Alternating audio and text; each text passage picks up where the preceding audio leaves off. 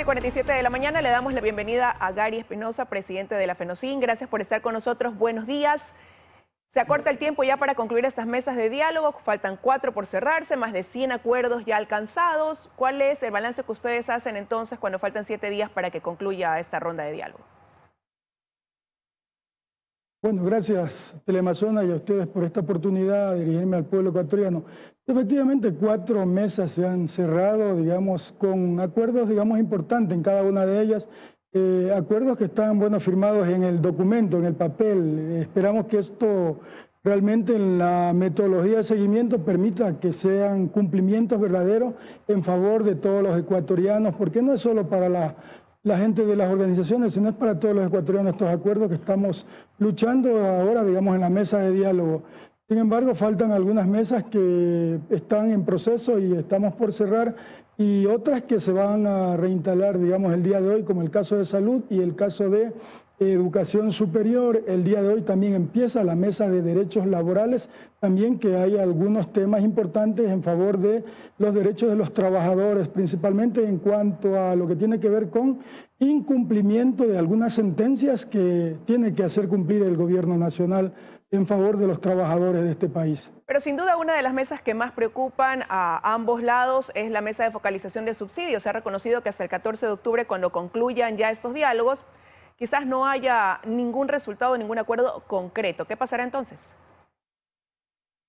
El día de ayer en la mesa de coordinación, donde está justamente el gobierno, las organizaciones y la conferencia episcopal, hemos hablado de este tema y justamente nuestros técnicos que están delegados a la mesa técnica de focalización nos han informado el hecho de que es imposible llegar a acuerdo. El gobierno se cierra la banda, el gobierno no quiere acuerdo en este tema porque quiere privilegiar a los que siempre han recibido, digamos, el privilegio de tener precios focalizados, precios con subsidio, en este caso gasolina y diésel. En el caso de los camaroneros, los grandes camaroneros, los grandes de la flota pesquera, de atuneras, etcétera, etcétera, que reciben subsidio. Y eso es que tiene que decir el gobierno nacional, que por qué exige y reclama y defiende a los que más tienen, a los más ricos, en vez de privilegiar, digamos, a los que menos tenemos. ¿Por qué dicen que quieren privilegiar a los que más tienen? Porque eso se ha dicho en la mesa técnica, justamente, que se debe mantener el subsidio a este sector importante de este país que genera empleo, que genera, digamos,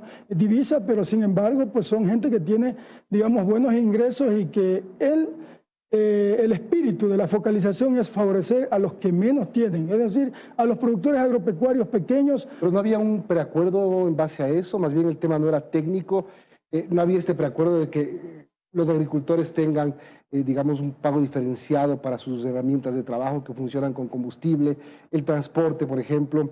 ¿No había un entendimiento sobre esto ya?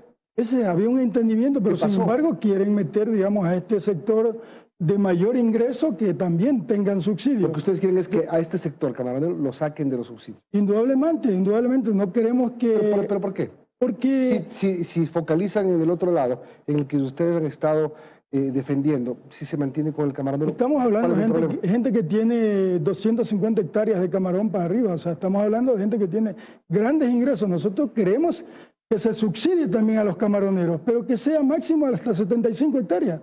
75 hectáreas que consideramos camaroneros pequeños que deberían recibir el subsidio, porque sabemos también cuántos sacrificios, cuántos esfuerzos hacen para mantener esta actividad productiva. Pero sin embargo, los grandes, hablar de 250, hablar de 500 hectáreas, ya eso yo creo que ya es una línea roja que nosotros no podemos permitir, en el hecho de que mientras más ingresos tienen, más subsidio quieren tener. Sin embargo, después nos dicen que los pobres somos los que queremos tener subsidio para luego hacer comercializaciones oscuras, y no se trata de eso. Este es un programa de subsidio que está muy claro cómo se va a implementar, de manera que va a llegar directamente a los beneficiarios.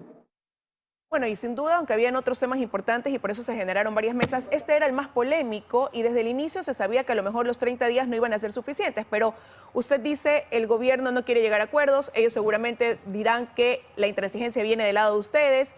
¿Qué va a pasar después del 14 de octubre, como yo le preguntaba? ¿Van a continuar con esta predisposición a seguir quizás buscando el camino de llegar a un acuerdo para dar paso a una focalización de subsidios, que es lo que de ambos lados se quiere? Bueno, esperamos la apertura. Primero, el día martes o próximo miércoles, me parece, hemos quedado para continuar, digamos, una reunión para cerrar, digamos, esta mesa. Ojalá, digamos, antes del cierre pueda considerarse estos acuerdos previos que habían con el fin de que se llegue a cerrar la mesa con acuerdos y desacuerdos, es decir, con los beneficios que tenían los ¿ustedes segmentos de focalización. ¿Estarían dispuestos a continuar dialogando ya después de que se cumplan estos 90 días sobre este tema? Indudablemente que el diálogo nunca debe cerrarse, o sea, en una sociedad avanzada, una sociedad civilizada, debemos dialogar hasta las últimas consecuencias para buscar acuerdos en beneficio de todos los ecuatorianos, porque esto no se trata de cerrarse a la banda, hay que conversar, hay que dialogar para ver si es que realmente podemos llegar a esos acuerdos que ya han sido discutidos y que realmente hemos llegado a algún acuerdo entre las partes, ¿no? A ver, 6 acuerdos en banca pública y privada, 10 en energía y recursos naturales, 5 en control de precios, 20 en fomento productivo, 14 en derechos, 33 en seguridad y justicia, 55 en derechos colectivos. No es menor lo que se ha logrado. Y creo que no solamente desde el gobierno deben sentirse bien por esto, sino ustedes también. Sí, nos alegra que hayamos llegado a esos 56 acuerdos y un poquito más, creo que Son o sea, sí, 143 en total, sí, más o menos. Un poco más. De todo. Sin embargo, estos son acuerdos en documentos, en papeles, ¿no? Esperamos que eso se haga realidad. ¿Y por qué no confían? Es que no confiamos, por ejemplo. ¿Pero por qué no? Pues han pasado 3 meses conversando y creo que la confianza se ha ido desarrollando en las mesas. Salen ustedes y dicen, no confío.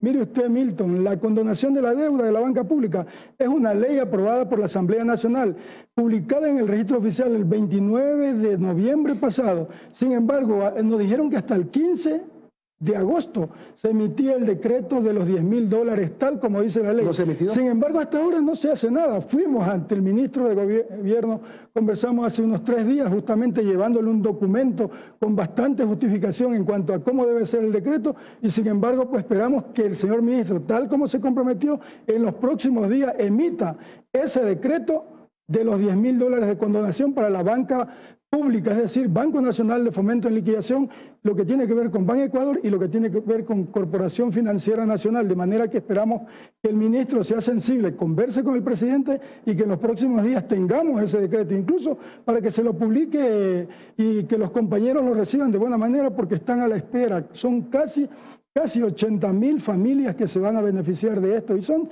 solo alrededor de 200 o 250.000. Mire usted, durante los 42 años de vida democrática, a los empresarios, a los grandes empresarios se les ha perdonado casi $20.000 millones. Sin embargo, por primera vez en la historia del Ecuador se va a perdonar capitales e intereses alrededor de $200 millones a los pequeños productores. Dice. Ahora, señor Espinosa, ya Milton señalaba lo que se ha logrado y es importante y usted lo ha reconocido. Pero ¿qué pasa con todos aquellos temas que quedaron señalados como desacuerdos en cada una de las mesas?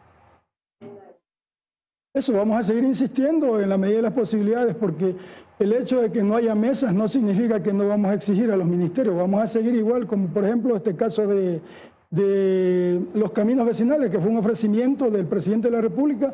Vamos a seguir exigiendo al Ministerio de Transporte para ver cuánto dinero se va a destinar para rehabilitar o construir nuevos caminos vecinales, porque ese es un problema grave que tiene el país casi en todas las provincias. Aspiramos que el gobierno diga, vamos a invertir estos 200 o 300 millones de dólares en caminos vecinales y que se lo haga vía emergencia en convenio con los diferentes gobiernos provinciales que existen en el país para tener, digamos, ese beneficio de manera directa para los campesinos, los productores agropecuarios. Ahora, el señor Issa decía que todo lo que se haya logrado como consenso será expuesto en una reunión que tendrán con todas las bases indígenas. ¿Qué pudiera pasar de lo que se discuta ahí? Ya con lo firmado no habría ningún cambio. Indudablemente me parece que es el día 14, vamos a tener una reunión de cierre, digamos, de estas mesas en la Universidad Católica. Esperamos ahí estar todas las organizaciones y realmente que allí se le diga a todo el pueblo ecuatoriano, al mundo, digamos, los acuerdos que se han llegado y los desacuerdos, con el fin de que todo el mundo conozca de este proceso, porque justamente iniciamos de manera pública y debemos terminar de manera pública. ¿Por qué después de lograr estos 140 y pico de acuerdos todavía persiste una amenaza de que puede haber un paro? No amenaza, sino que lo que queremos es que el cumplimiento, si hemos firmado acuerdos, debería haber el cumplimiento, como por ejemplo este ejemplo de la banca, de la condonación de la deuda. Del 14 de octubre, ¿hasta cuándo esperan ese cumplimiento ustedes? Va a haber una metodología de seguimiento, o sea, esa metodología va a tener cronogramas, va a tener plazos y va a ser establecido de común acuerdo también, ¿no? Y ahorita, por ejemplo, en este momento, la mesa de fomento productivo está trabajando activamente con el Ministerio de Agricultura, con el Ministerio de la Producción, con el fin de que los acuerdos se vayan implementando con un cronograma y con participación de técnicos nuestros y técnicos del gobierno también. Terminamos, Gary, pero solo le pregunto algo más para que me responda sí o no. Si no hay acuerdo en el tema de los combustibles, ¿este tema puede poner en riesgo el resto de temas? De ninguna manera, solo es el tema de la mesa de los combustibles que seguiremos buscando alternativas para focalizar realmente a nuestros compañeros. Gracias. Gary Espinosa, presidente de la FENOCIN, gracias por acompañarnos y seguiremos dando seguimiento a las mesas de diálogo.